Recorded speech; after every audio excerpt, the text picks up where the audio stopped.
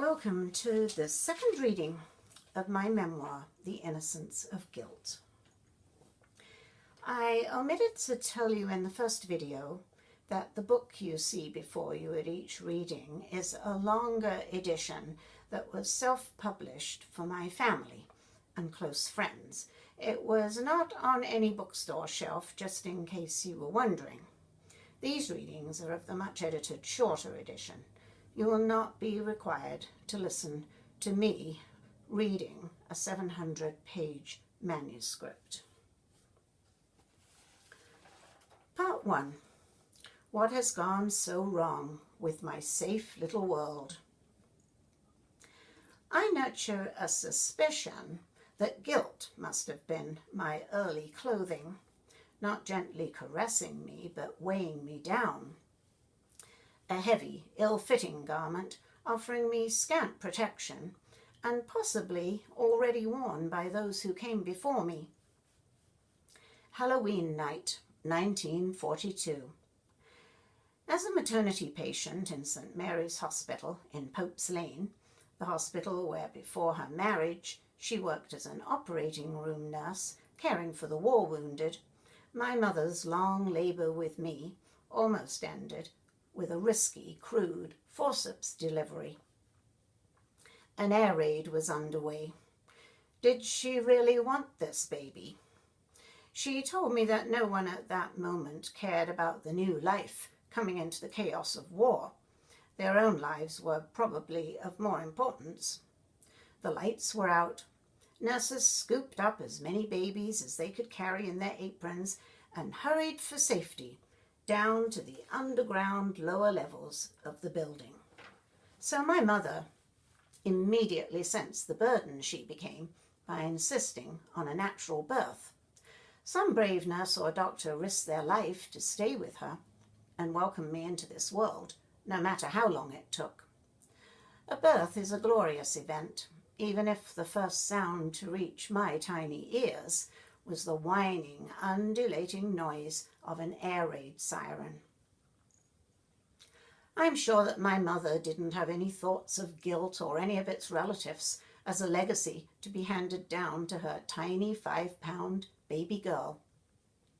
I'm certain she held me close, counted my 10 little fingers, 10 little toes, and thanked God for my safe arrival.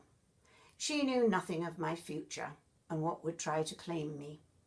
The future offered so much promise, at least when the war ended. The war couldn't go on forever. We must have moved from Marks Tay, the small village where I was christened, Jennifer Ann Beryl, to Colchester not long after my birth, because the incident with the German bomb occurred there. A story among many that I grew up listening to over the years. The bomb dropped on Woolworths in the High Street as Mum stood near the front doors. Thrown out onto the pavement by the blast, she brushed the dirt off and discovered only light abrasions to her body. I was safe at home with my grandfather, who lived with us. Once home, my mother attempted to nurse me but found her milk depleted from the shock. Baby formula not readily available, she resorted to feeding me cow's milk, too rich for my little stomach. I vomited up part of every bottle fed to me. She claimed that for 3 months she kept me alive on orange juice until I could handle solid food. I have no memory of my suffering, but I recall what she said, that she almost lost me. My only baby photo at age 9 months, taken in a studio, gives no indication that I had ever been anything but a bonny baby. As everyone knows, cameras never lie. 18 months after my precarious arrival in the world, I found myself sharing my mother with a new addition to the family, my baby brother, David John.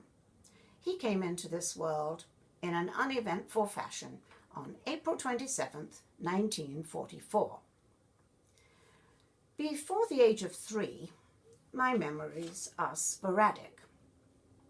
I don't recall my father being home much, although he must have been sometimes. Because of a problem with his lungs, the army rejected him, sent him home with an official paper stating, "unfit for service." Embarrassing for him, as other men did their bit by fighting Hitler overseas. He spent his nights throughout the war years gazing out of the attic window of James and George H. Matthews Limited, the seed merchant shop where he worked in the High Street, watching for fires or enemy planes. Mum always expressed disgust on her face in later years when the subject came up in conversation. Up there drinking, more like, she'd say. So I never sensed the value of my dad's contribution to the war effort. It wasn't his fault, yet my mother hinted on more than one occasion that he avoided serving his country. Mum despised weaknesses. As a small child, Mummy represented my safe haven, my security. Her warm, greyish-brown eyes, my world. Cuddled up to her soft body, barely able to wrap my little arms around her, though, I recall the distinct feeling of desperation creeping over me, the beginning of a separation anxiety, a dread that if I ever let her go, I would never get her back. This fear may have been due to the fact that at the time of David's birth, my father sent me to stay with an aunt of my mother's at Walton-on-the-Naze, a seaside resort not far from Colchester. Until that time, Aunt Blanche was a stranger to me. Mum told me that potty training featured high on her aunt's list of goals before returning me. No idea if she achieved it, but it wouldn't be the last time she would influence my life in what I perceived as less than satisfactory. One clear memory is a walk through crackling leaves, a chilly autumn day. I wore a matching beige cloth coat and warm leggings fastened with buttons up the sides, elastic straps under my feet, preventing them from riding up. Mummy pushed the pram that now carried my baby brother, but which used to carry me. I held tightly onto the bottom of the handlebar, taking comfort in the close proximity of the black cloth coat she wore and the steady tread of her short black boots with the imitation curly fur trim tops. Back at home, after the walk, I wandered out into the back garden and climbed into the empty pram to be a little baby again. I lay there waiting for Mummy, all the faraway sounds of life going on without me. A dog barking, muffled conversation, the slamming of a door, a baby's cry, only heightened my sense of aloneness. Why am I so cut off from them? What has gone so wrong with my safe little world? Tired of waiting, I climbed out of the pram and went into the house. On the table sat a glass banana-shaped baby bottle with rubber teats at both ends. I grabbed it and sucked on one. Horrible, instant nausea. I enjoyed a unique closeness to my grandfather. I couldn't pronounce Grandad, so I nicknamed him Din Din, and the whole family, including visitors to our house, be they adult or child, addressed him that way from that time on. I probably insisted on it, and to placate me, they all followed suit. Thank you for listening.